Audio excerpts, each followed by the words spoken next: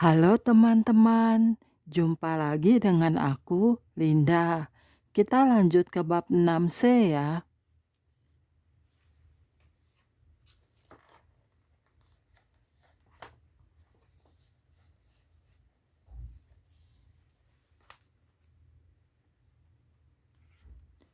Oke, mari kita mulai.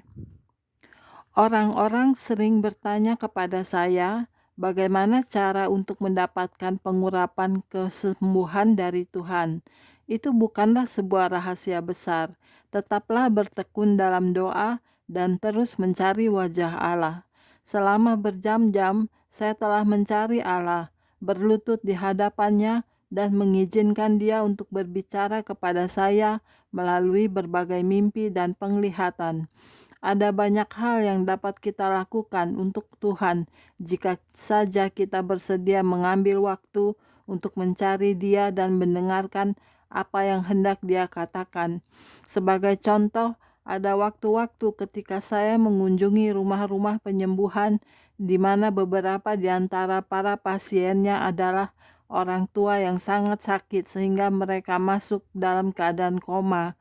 Entah itu adalah waktunya bagi mereka untuk disembuhkan atau pulang ke rumah untuk bersatu dengan Tuhan, saya masih mendoakan mereka seakan-akan mereka bisa mendengar, karena saya tahu bahwa roh mereka bisa mendengarkan doa-doa saya.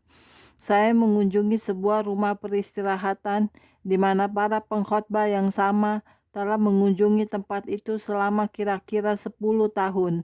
Saya bertanya kepada para pengkhotbah itu, "Mengapa Anda tidak memimpin orang-orang tua ini kepada Tuhan?" Mereka menjawab, mereka tidak bisa mendengar Anda. Kita harus percaya kepada Allah dan mendoakan mereka," jawab saya. Saat kami berdoa untuk mereka, air mata mulai mengalir turun dari wajah orang-orang tua itu yang berada dalam keadaan tidak sadarkan diri, dan kami menuntun mereka kepada Tuhan.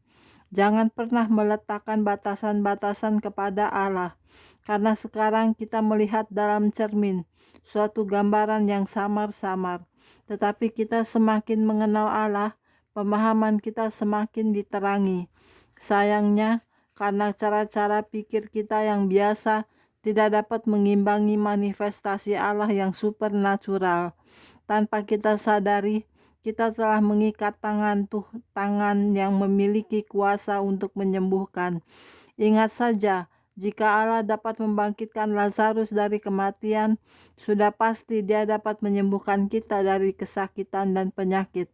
Kesembuhan adalah sebuah perintah dari Allah. Dia meneguhkan fakta ini ketika Dia mengirimkan para murid untuk pergi mengajar dengan sebuah tujuan. Pergilah dan beritakanlah, kerajaan sorga sudah dekat. Sembuhkanlah orang sakit, bangkitkanlah orang mati, tahirkanlah orang kusta, usirlah setan-setan. Kamu telah memperolehnya dengan cuma-cuma, karena itu berikanlah pula dengan cuma-cuma. Kesalahpahaman yang berkaitan dengan kesembuhan adalah bahwa Allah selalu menyelamatkan orang terlebih dahulu dan kemudian menyembuhkan mereka. Tetapi Dia juga menyembuhkan orang-orang untuk menunjukkan kuasa-Nya dengan tujuan untuk menyelamatkan mereka dan orang-orang lain. Pekerjaan-pekerjaan Tuhan yang ajaib berbicara bagi dirinya sendiri. Dan inilah alasan Yesus berkata, "Percayalah kepadaku," atau setidak-tidaknya percayalah karena pekerjaan-pekerjaan itu. Sudah berapa kalikah ketika Anda berada di hadapan Allah, Dia siap untuk menyembuhkan Anda dan Anda tidak mengetahuinya? Sudah berapa kalikah Anda menukar kesempatan untuk menerima sebuah mujizat dengan berbagai rintangan yang terus berdiri di antara Anda dan Allah? Jika Anda benar-benar mengetahui jawabannya untuk pertanyaan ini, Anda mungkin kaget. Allah seringkali mengunjungi kita, tetapi kita gagal untuk menyadari kehadirannya karena kita telah diajari bahwa Dia bisa muncul hanya dalam satu cara tertentu atau satu tempat tertentu. Bagaimana jika seorang peminta-minta yang duduk di samping Anda berkata, "Allah mengizinkan saya untuk menumpangkan tangan ke atasmu untuk menyembuhkanmu."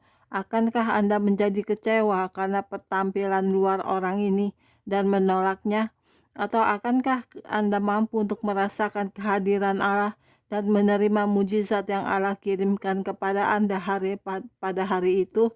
Ini semua adalah pertanyaan-pertanyaan yang sangat sulit, tetapi ini adalah pertanyaan-pertanyaan yang perlu dijawab jika kita bermaksud untuk menyiapkan diri kita sendiri bagi pekerjaan Allah dalam kehidupan kita. Apapun penyakit yang Anda hadapi sangatlah penting bagi Allah. Dia berkata dalam Yohanes bahwa Dia datang supaya kita bisa memiliki hidup dan memilikinya dalam segala kelimpahan. Allah ingin melakukan lebih dari pengharapan Anda dan mencurahkan berkat sampai Anda tidak akan memiliki ruang yang cukup untuk menerimanya. Dia ingin menyembuhkan Anda, memberkati Anda, dan memampukan Anda untuk pergi dan mentumpangkan tangan atas orang lain dan melihat mereka pulih dari kesakitan mereka. Apa alasan beberapa orang tidak disembuhkan? Pertanyaan yang banyak orang tanyakan adalah mengapa beberapa orang yang memiliki iman untuk menerima kesembuhan di dalam Allah tetap sakit atau bahkan meninggal dan bukannya justru disembuhkan seperti orang-orang lain yang kelihatan memiliki iman yang sama.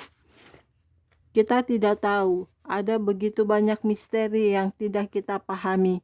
Kita bukanlah Allah dan kita tidak memiliki seluruh jawaban untuk segala pertanyaan kita.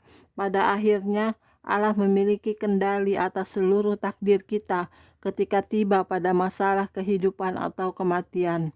Daripada berfokus pada apa yang mungkin tidak terjadi berkaitan dengan kesembuhan, lebih baik menekankan kuasa dan otoritas Allah yang Allah sediakan bagi kita untuk menerima kesembuhan. Dalam firman Allah, kita melihat bahwa beberapa orang mencoba untuk menafsirkan pemikiran Allah. Mereka menghabiskan waktu untuk mempersalahkan dosa atas kesakitan orang-orang atau dosa orang tua mereka daripada mencari penyembuhan yang diberikan Allah kepada mereka. Di dalam Yohanes, murid-murid Yesus menanyainya tentang seorang buta. Rabi, siapakah yang berbuat dosa, orang ini sendiri atau orang tuanya, sehingga ia dilahirkan buta? Jawab Yesus, bukan dia dan bukan juga orang tuanya, tetapi karena pekerjaan-pekerjaan Allah harus dinyatakan di dalam dia. Yesus melanjutkan untuk menjelaskan bahwa pekerjaannya adalah mengerjakan pekerjaan Dia yang mengutusnya. Kita mungkin menafsirkan pernyataan ini dengan pengertian bahwa Yesus tidak ingin dihentikan oleh hal-hal yang sepele. Dia memiliki banyak hal yang lebih penting untuk dilakukan, di mana di antaranya adalah menyembuhkan orang sakit, membangkitkan orang mati, dan menjadi korban untuk dosa-dosa dunia.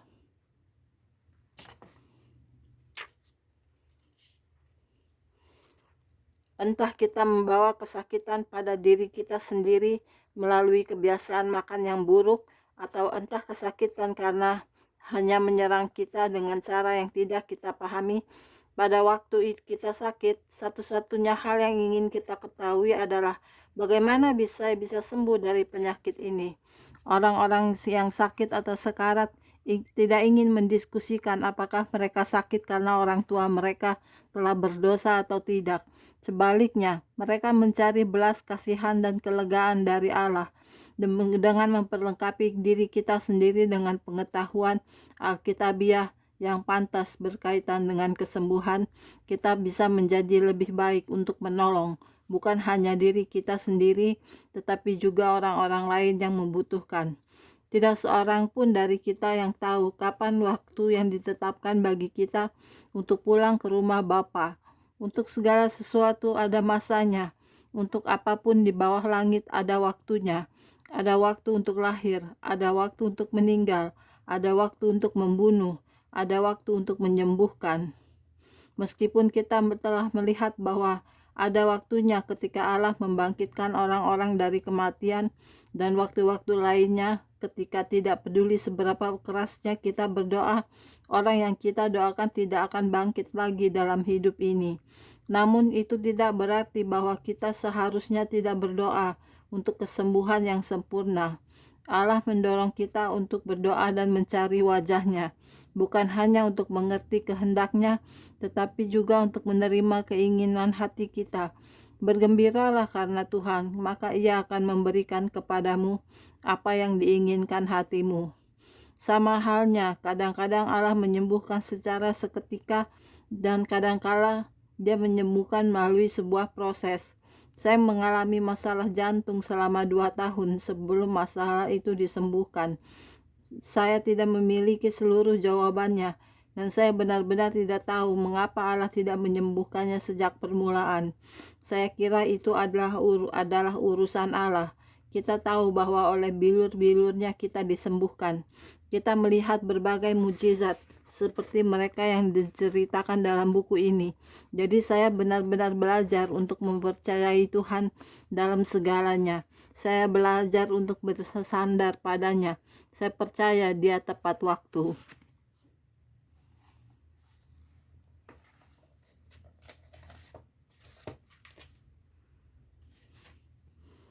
Oke, sekian dulu untuk hari ini videonya ya. Kita lanjut ke video berikutnya. Jangan lupa subscribe ya. Terima kasih. Tuhan berkati kita semua. Amin. Bye-bye.